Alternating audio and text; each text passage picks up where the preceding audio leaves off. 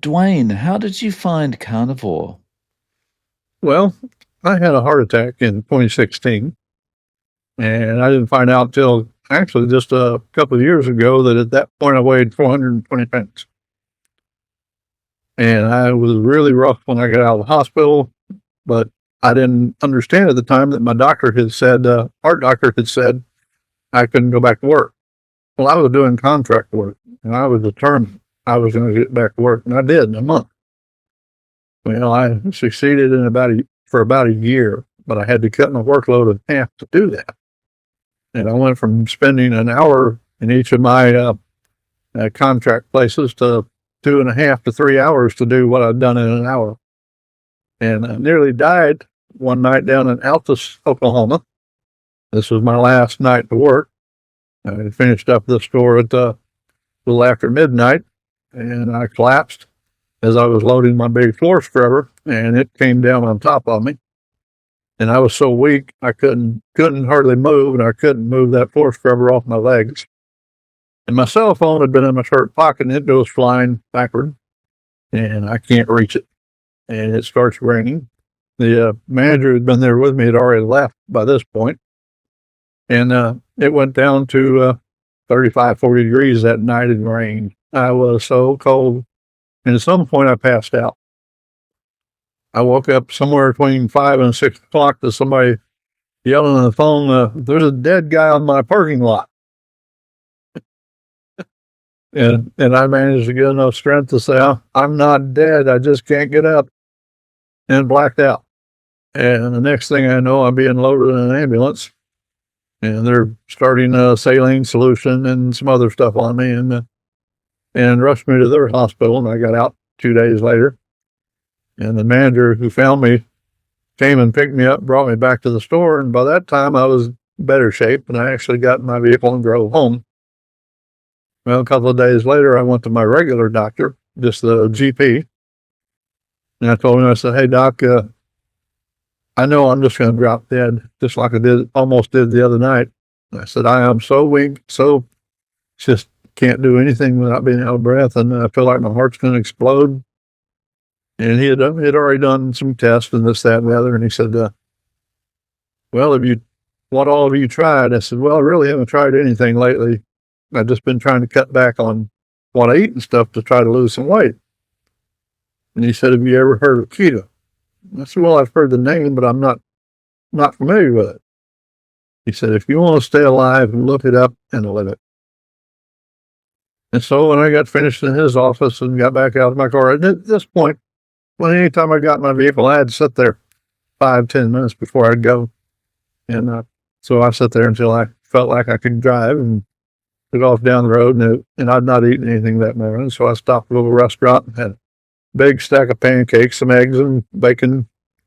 And I started looking up keto. And one of the first doctors I came upon was Eric Westman. I love Dr. Westman. And he was talking about his version of keto was what he called the prescription strength keto. And it was 20 total carbs. And he basically says the net carbs is garbage. The carb is a carb is a carb. And I thoroughly believe that. And so I followed him. And I also found Dr. Berry at this time too. Well, that whole day I spent sitting in my recliner trying to take care of my wife, who was getting in her last stages. And I'm looking at all these videos and stuff by especially Dr. Westman and Dr. Berry and everything. I'm like, I could do this. And loaded my wife up, went to the grocery store, bought everything I thought would need for at least a week's worth of keto, and came back home and started cold turkey the next day. I literally cut everything out that wasn't considered keto. No keto treats, no keto sweets, nothing of that nature.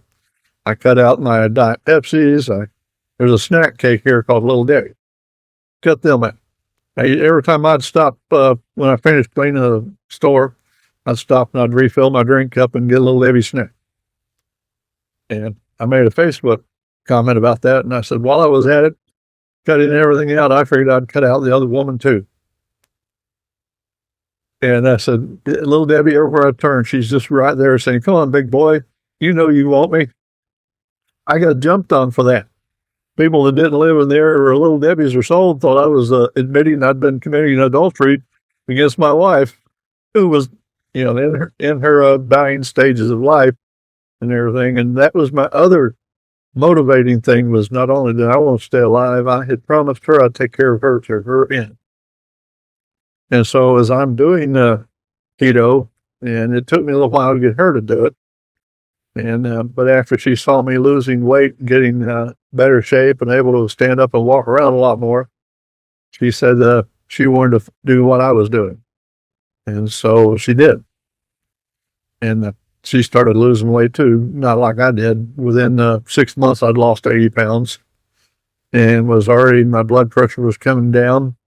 My skin tags that I had all around my neck, under my arms, on my eyelids, they were just disappearing. I wish I had kept a journal of all the improvements and changes I seen during that time. The only thing I did do was taking measurements, because there were times I plateaued and didn't lose an ounce for a month, maybe a little bit more. And then I had my appendix decided to go bad, and it actually ruptured on me the time I got to the hospital. So I wound up in the hospital for almost a week over that, till they got all the sepsis cleaned up and all. And of course, I asked the doctor, I said, any way my diet could have caused this in the last, I think I'd been doing keto for 6 months. He says, no. Time this gets this bad, you've had problems for a long time, you just didn't know it. And he said, why do you want to know? I said, well, I've been living keto now for the last 6 to 8 months. And I know the first thing people are going to say is that keto diet you're on, that wacky diet you're on. And they did. But I was ready for them. So it took me some while to recover from that too. But it didn't stop me. I kept right on. And of course, in the hospital they were feeding me almost nothing but sugar, and I refused to eat it. They finally started bringing me just meat and some light vegetables, non-carb vegetables, and all. So I made out all right. And they let my wife stay in the room with me. She was getting worse and worse all the time. And some of the nurses would come by and take her for a walk. And so that made her happy. So I was there for about a week and got out. But then go back to my doctor.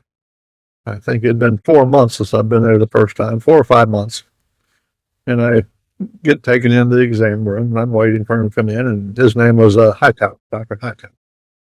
And he walks in the room, looks at me, looks at the clipboard, looks at me again, looks at the clipboard, and walks out. And I heard him say out in the hallway, I thought I was seeing Dwayne Britton. And the girl says, you are. That's him in the room there. He says, no, that can't be him. He came back in, and he says, I did not recognize you. I literally did not recognize you. Nobody ever listens to me. He said, I've told all kinds of people about keto now for the last 2 years. You're the first one that's really listened and taken me seriously. I said, well, I guess my motivating factor is a little better than theirs was. And he said, well, I guess, he said, keep it up. And I did. And by this time, Dr. Berry was beginning to get into carnivore. And so as I'm beginning to listen to him talking about carnivore, and I grew up early years in Alaska, and we had a lot of Inuits around us who did not eat the American diet at that time. They were almost entirely animal-based, and they were healthy. And I remembered that. And so then I started researching into that and found that, yes, that had truly been their traditional diet forever, as far as recorded history goes back. And then the more I looked, the more I found other Indian tribes in the Americas that were doing the same thing, that meat was primarily their diet. They would eat vegetation sometimes when it was in season, but they didn't have a way to store it. The corn they had back 200 or 300 years ago wasn't much. I wouldn't want to eat it. But, so anyway, that's where I started, and I haven't stopped. And the day Dave, Dr. Berry said he was going full carnivore, I thought, I am too. Well, by that time, I had already whittled my total carb intake down to like 5. I'd been doing that over the course of a few months. And the health changes were just nonstop. The improvements, my attitude, my feelings, everything had changed. And so then I whittled out the other 5 in about a month. And so that's been almost 7 or 8 years now, something like that. And I did have a little lapse after my wife died. I went into a deep depression there for 3 months. Nearly, I've never been a heavy drinker, but during those 3 months, I knew it. I did. I mean, I got into drinking. I was so depressed and had no company, no visitors. I was still COVID, and nobody would come over. I got phone calls from my brother and some other close friends, and that was it. And instead, I was held up here in my little rat nest and was drinking. And then I ended that one day. McDonald's opened their dining room, and I started going there for coffee early every morning. I'd sit corner by myself. And after 2 or 3 weeks of that, one of the old timers that had known my wife walked over and put his hands on my shoulder, and he said, "Son, you need to come over and join us." And I did. And 2 days later, I went home and poured out all the alcohol except for the beer. And I'll drink like one beer on a Sunday afternoon. And I can contain that, but if it's the hard stuff, I can't. Once I start, I'm a man. So, and my oldest brother literally drank himself to death 12 years ago. And that started going through my mind. I'm not going to wind up like Nick. And, but it took me a while to recover from those 3 months, but I did. And, I had one relapse as far as going into sugary stuff. One of the girls works at McDonald's one day come out and said, "I got an extra caramel coffee we made by mistake. Anybody want it?" And she set it down in front of me, and I tried it. Took me a month to quit. I told her not to ever give me anything like that again. And so that was it on that. But I take no blood pressure pills now, no heart pill now. The heart doctor also said when I saw him this past year, or the past time, he said that not only is your injection fraction back to normal, your heart has returned to its normal size, the muscle is working properly. And he said, "I don't know what to say." I said, "Well, doctor, I firmly put it right in the category of it's an improvement from my carnivore diet." He's like, "Well, I don't know if I believe that or not." I said, "Well, what else can you give credit to? I'm not taking any pills other than a blood thinner." So, what was the difference in your ejection fraction? Like, when it was bad, what was it, and what is it 19. now? It was 19, and now it's 55. Wow. And I had another echocardiogram 4 months ago, and it's still 55. So the one I had while I was in the hospital with blood clot was the first one that had done where it was 55. And so it has maintained that now ever since then. And that's been 2 years ago that I was in the heart hospital with the blood clot issue. So That that's fantastic. And, when you started this journey, you were 420 pounds. Like, yeah. what is your weight now?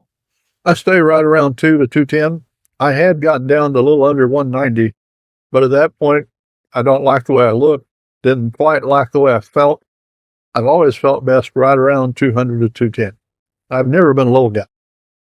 Years and years ago, I actually did lose from like 280 pounds down to 170 something. I looked like a sack of bones and felt worse. And the old army doctor I was seeing back then, he said, "Son, some people just aren't meant to be this size." He said, "Ignore those weight charts on the wall. Go by how you feel." And at that time, he told me to gain 10 pounds back, take time and try to gain it back, and do that until you feel good. And I felt good at 2 to 210. So that's where I shoot to stay. Yeah. And so how tall are you? I am 5'11". I was a little over 6 foot, and I had three discs completely removed back in 1992. So that took a little bit of height off of me. And I have a bit of scoliosis, so I lean to one side some. So I don't really show how tall I am anymore, being I lean to one side. So at this stage, like 7 to 8 years in on this journey, you've got like no pain, you're on no medications. None. Every once in a while, I might have a headache, and that's usually because I'm reading too much. And I've always had strained eyesight, and reading has always been was a challenge to me to learn in the first place because of the way I see things. There's four of you on the screen in front of me and four of me on the screen in front of me. Four of everything in my world. And I have to read with one eye at a time, and my eyes tire quickly, and so I'm always switching eyes. And so that made it a challenge. Like these days, how are you eating day to day? Oh, I usually start with 6 eggs and ham, bacon, sausage occasionally, and I get some Polish sausages from a local butcher shop here, and they guarantee me there's nothing weird in it. So I'll cut that up and fry it in with eggs occasionally. And then I usually eat lunch, a couple of hamburger patties that I make up, and every once in a while I'll throw, I don't like liver, but I'll chop some up into the hamburger when I'm cooking it. And I wish I could afford to buy, all the best of everything, but I can't. I have a very tight budget, so I have to eat what I can afford. But I still eat meat, butter, uh, some cheese, not much. And I do that just to change the taste of breakfast once in a while, or my noon meal, which is two probably third-pound hamburger patties, and I'll put the chopped up bacon in with them and an egg or two, and occasionally cheese to add a little more flavoring to it and stuff. And that's pretty much it. I eat a very simple diet. I was always somebody that could eat just simple and didn't have to have anything fancy ever. I mean, I lived a couple of years on basically bologna or ham sandwiches and a couple of eggs a day for a long time. Yeah, so making a change in diet to where I just ate simple again was very easy for me. I know a lot of people have that problem that they've got to have variety, and that's a big stumbling block to them. And I've talked to hundreds and hundreds of people about the carnivore diet and keto diet beforehand. And here locally, we had a new convenience store open. I guess it's been 4 or 5 months now. And I walked in one day with a carnivore shirt on. And one of the girls says, "You're carnivore Dwayne." And I'm like, "What?" She said, I watch you on TikTok videos and on YouTube stuff that you put up. And I found your Facebook page. And I'm like, "Oh, cool."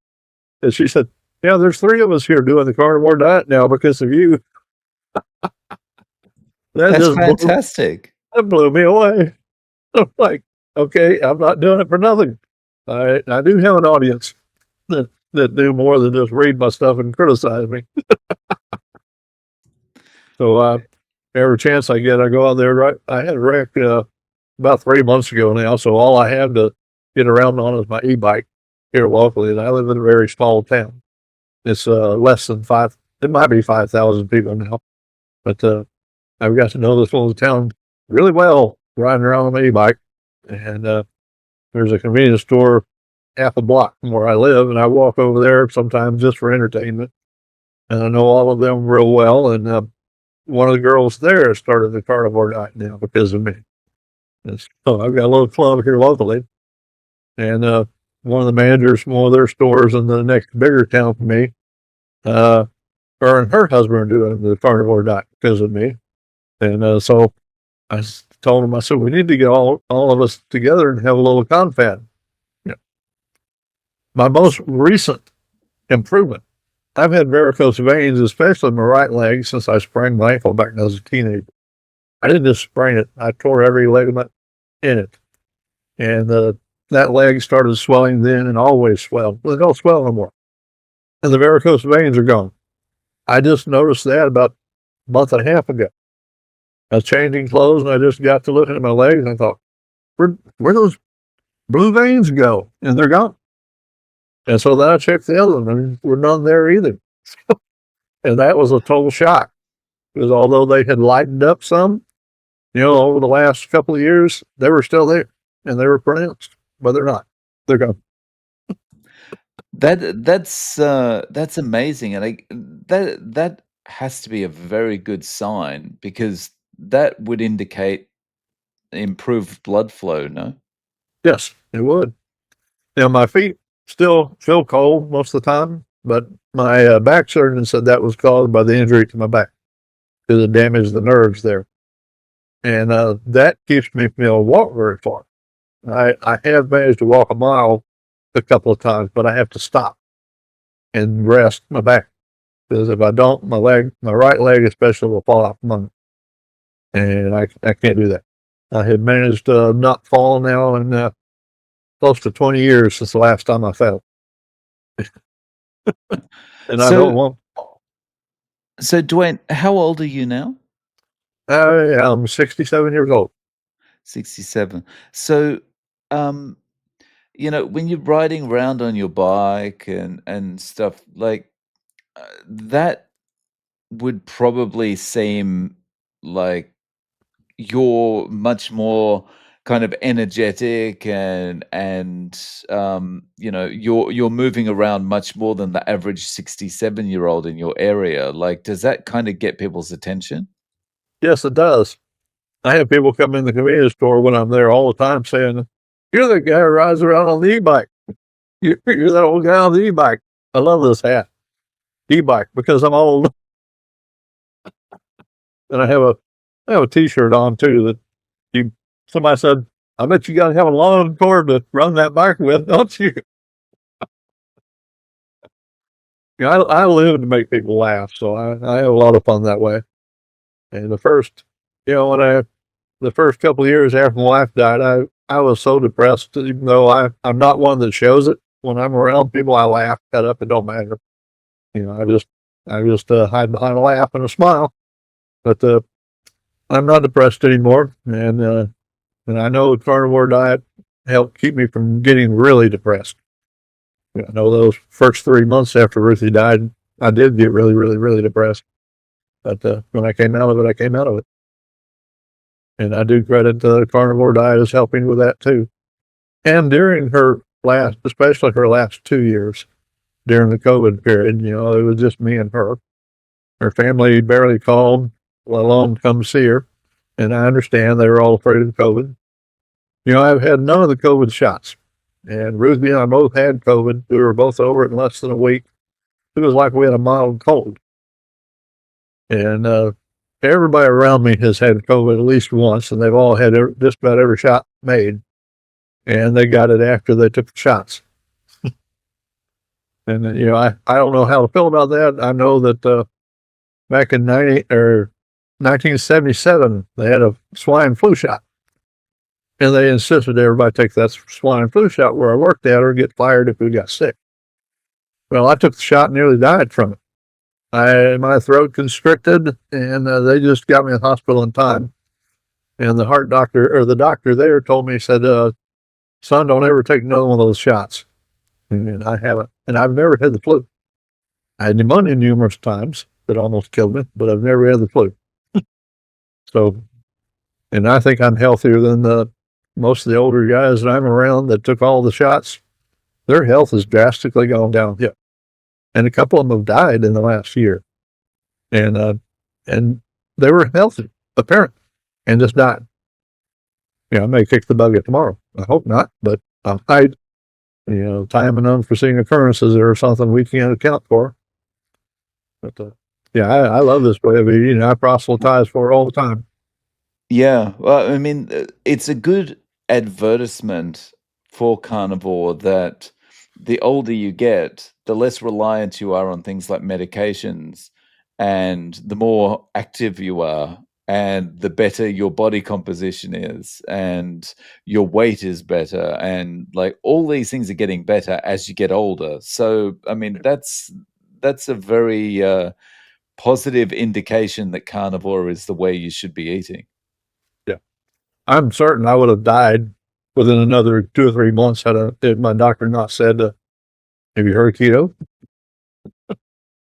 And I actually went by his office. He changed the clinics that he worked at. And he's not covered by my insurance anymore. But this past summer, I went by his office and the clinic he is in, and just went in and asked if I could say hi to him. And they're like, "Well, who are you?" And I told him, and I said, "He might remember me." And she said, "Well, I'll see if he's busy." She came back, said, "He'll be out in about 5 minutes." He walked out and said, "Dwayne, I can't believe it's you." He said, I'm sure so glad you listened to me. I said, me too, because I know I would have been dead in a very short time, the way I was feeling and how little I could do and everything. And he asked about my wife and everything. I told him, I said, well, she made it, she died in 21. So she put up a fight. She was determined she was going to beat what she had. And we are going to learn how to do everything. And she was the most optimistic person I ever knew. And 3 months before she died, one day it was like, I flipped a switch and that was gone. She was just there from that point forward. If you walked into the room and she saw you, she knew you.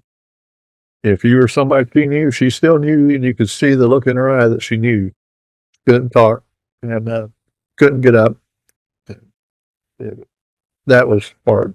That was hard watching that girl go down. She was always healthy. Her whole life she had hardly ever been sick. In our 20 years of being married, she had a light cold one weekend and kind of lounged around the house, and that was it. And I used to be sick all the time. I had pneumonia numerous times, nearly died from it as a kid several times, and strep throat, things like that, but never the flu. But since I've started this, that one little round of COVID is the only thing I've had now since I started the keto carnivore life. And So go ahead. I guess this far in, been 7 or 8 years, there's no going back for you. No, absolutely not. As long as I am the one putting food in my mouth, it will be the carnivore diet. Now, once in a while, there's a little Mexican restaurant that I live behind. I'll go over there once in a while with some friends and stuff, and they have a little tiny side salad. And all it is lettuce, a little cheese, and I'll take my own real bacon bits in that I make, and a little chopped ham, and a couple of boiled eggs that I chop up and add to it. So it might be a half a cup of chopped up lettuce.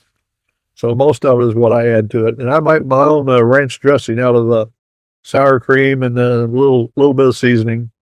And I might do that a couple of times a month. Just to have some different people to visit with. Yeah.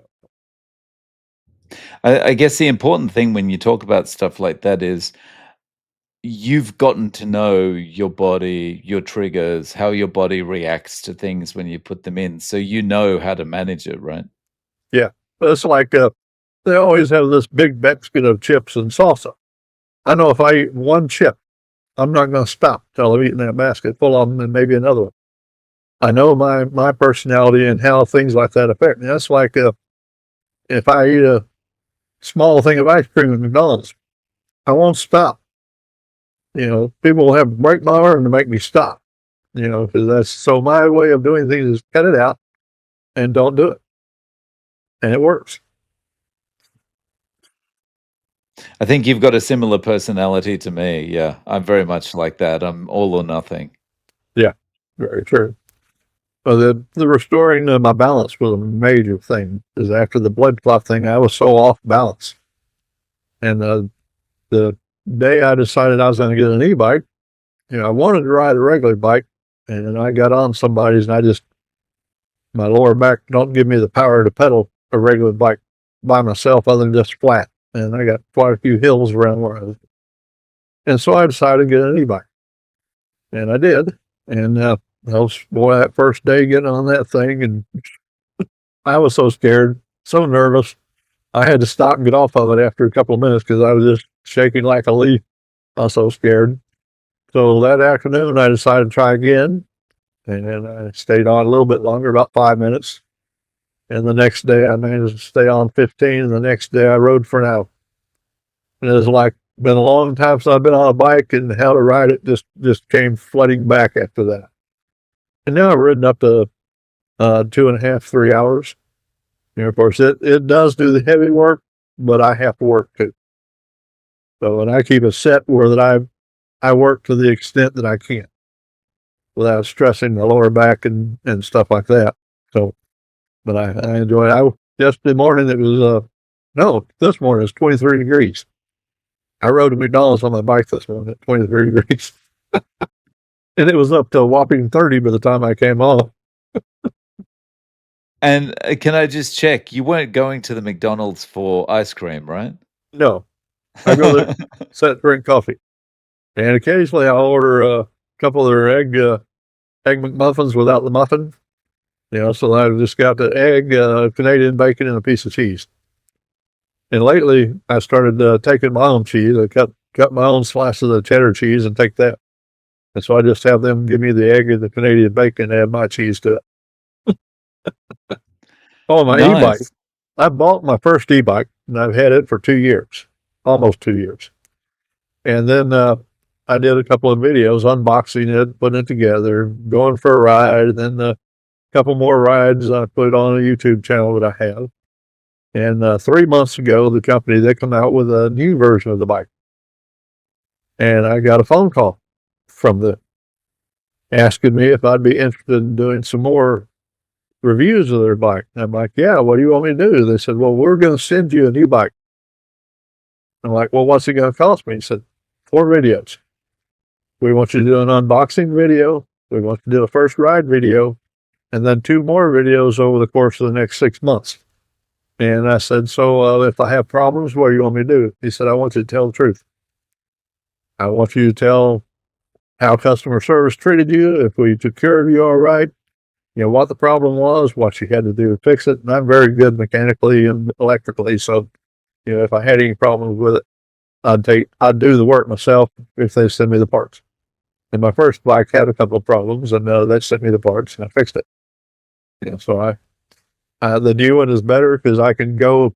I live just maybe 3 miles from the Cimarron River here in Oklahoma, and good long hill down to the river.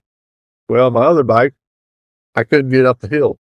I had to get off of it walking up the hill because between me and it both just didn't have enough power. My new bike has a lot more torque to it and more power. And zip up that hill pretty good. So now that extends my range. I was pretty trapped just here in the little town I live in. Because any direction out of it, several long hills, and you've got to come back up them. So now I can venture further out. Oh, that's fantastic. That's awesome. Yeah, and it's always it's always nice to get something free, but when when the company is so confident that they're happy if you make a video about if something goes wrong, that's a pretty good sign. Yep. And this Mm. bike would have been $1,500 if I had to pay for it. So that's a good bike. I'm making That's plug for them, but I don't want to just turn into an advertisement. But it is a great oh, bike. no worries. You can mention the company name. That's fine. Okay, electric. And the one I just got, an electric 4.0 XP. And it is a great bike. Recommended to anybody wanting to get into the e-bike field. I don't know if they sell them in Australia, but they do here in America. And I love the bike. Right. And I'm hanging on Nice. to the other one too, just in case I need a backup. Mm. Um, so on carnivore, if you had a friend or someone you met while you're out at the convenience store or something, if someone said to you, "Look, Dwayne, I really want to give carnivore a try. What should I do?" Would you tell them to jump in? Would you tell them to transition in slowly, like going keto first? I would probably tell them to go keto first and listen to Dr. Westman about a total carbs. And I forget. I was reading the other day where Dr. Atkins back in his first book about the Atkins diet. He's the one who came up with the carbs that right off the bat affect your blood sugar, and then the carbs that takes time. And so he's the one who came up with net carbs and total carbs. And if he were still alive today, he'd be saying, no, a carb is a carb is a carb. Because your body's still going to burn those carbs, no matter what no matter what the source. It's got to eliminate them somehow. And it's still going to affect your blood sugar, just not maybe the same way. But if you're eating 40, 50 net carbs, your body's still going to use that as sugar too. And it's going to turn it into your blood, and it's going to interrupt your ability to lose the fat you want to burn. and it's going to interrupt your ability to heal from a lot of the problems you have. Oh, there's a woman here in town. She's had terrible acne problems. She's in her late 20s, and she's another one that I've influenced. And I was talking to her about why she's got this acne. And I told her, I said, I watch you come through here all the time. You drink a lot of regular Coke with all that sugar in it and candy bars and all this stuff. And I said, that's why you have all that acne and you can't get rid of it.